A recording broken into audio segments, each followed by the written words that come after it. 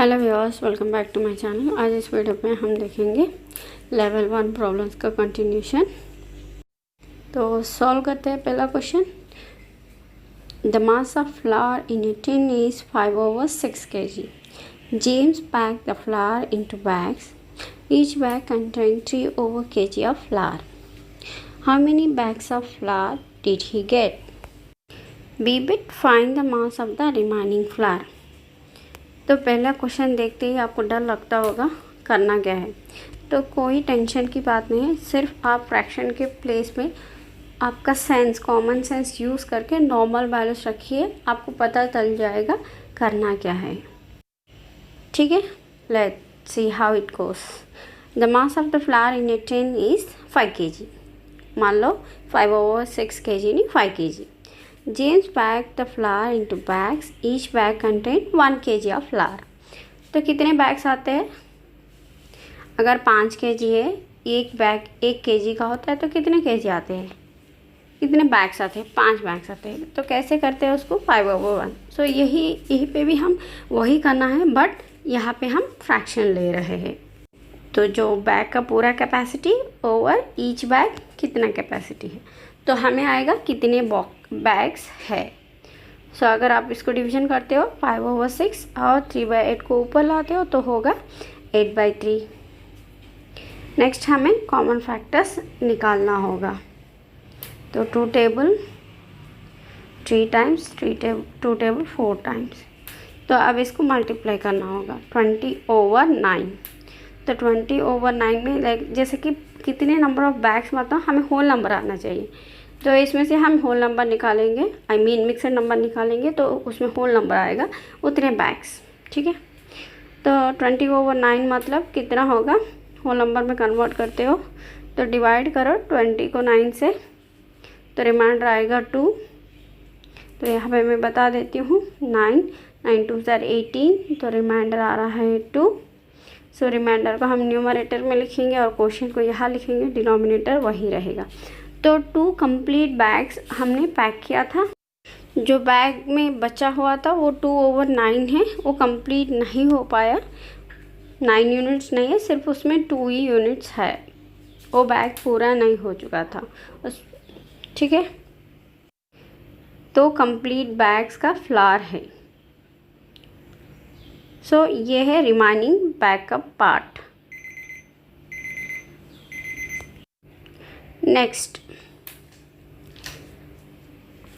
हम देखते हैं find the mass of the remaining flower. So remaining flower का मास कितना है, तो 2/9 का मास कितना है, एक बैग में कितना है, हमें कितना केजी बोला, 3/8 kg ऑफ फ्लावर। तो 2/9 बैग में कितना केजी का फ्लावर रहेगा। सो 2/9 टाइम्स 3/8। तो अगर आपको इसको मल्टीप्लाई करेंगे और कॉमन फैक्टर्स निकाल देंगे तो वो 2/9 बैग में कितना फ्लावर था वो आएगा हमें। तो यहाँ पे 3 टेबल 3 टाइम्स एंड 2 एंड 4। तो आंसर है हमारा 1/12 kg। हमारा बचा हुआ बैग में जो फ्लावर है वो कितना है, 1/12 kg है। तो ये है सिंपल सा प्रॉब्लम। नेक्स्ट हम देखते हैं अगली प्रॉब्लम।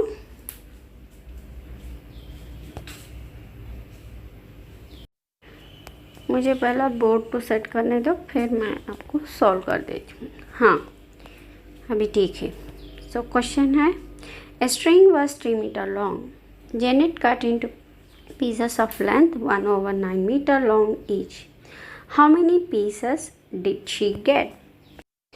अगर इसमें भी आपको कुछ कंफ्यूज होता है तो फ्रैक्शन घटाइए, कुछ होल नंबर अपनी सेंस यूज़ करके रखिए। ठीक है, तब आप समझ आएगा आप करना क्या है। String was 3 metre long. Janet cut into pieces of length. तो एक पीस का लेंथ सब समझ लिए कि 1 मीटर है। तो क्या करना है, कितने पीसेस आने के लिए, होल वैल्यू बाय एक पीस का वैल्यू कितना है वो है।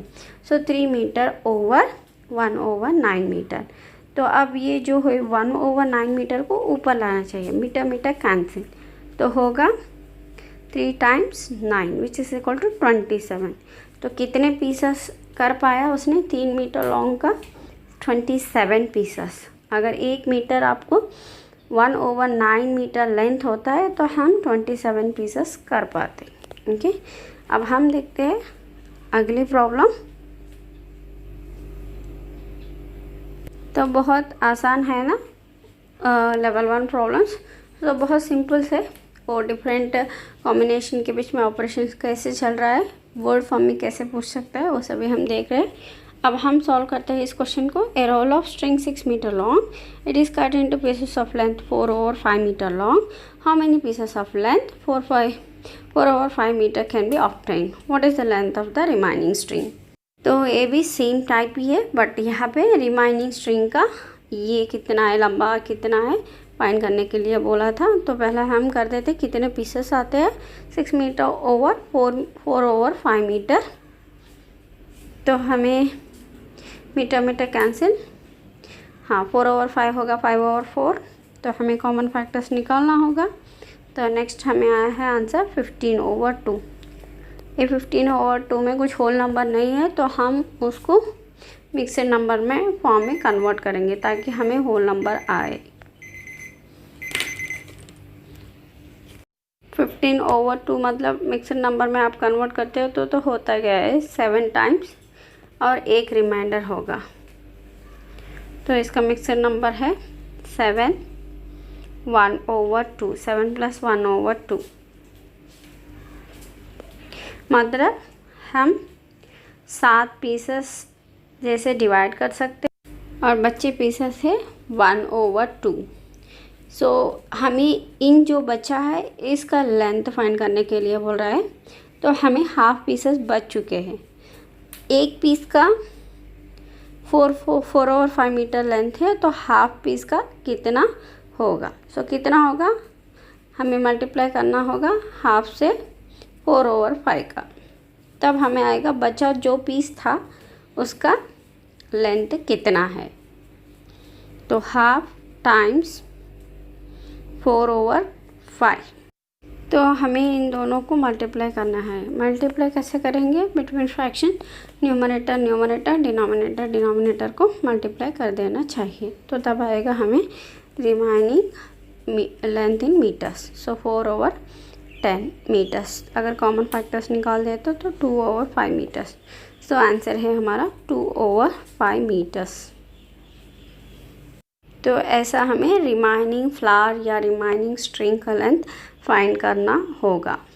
ठीक है, नेक्स्ट हम देखते हैं अगली प्रॉब्लम। सॉरी, वीडियोस थोड़े लंबे हो रहे हैं, मैं आपको थोड़ा नेक्स्ट वीडियोस में कम करने के लिए देखती हूँ। मैं बैलेंस करने की कोशिश करती हूँ, तो आप कोई टेंशन मत लेना।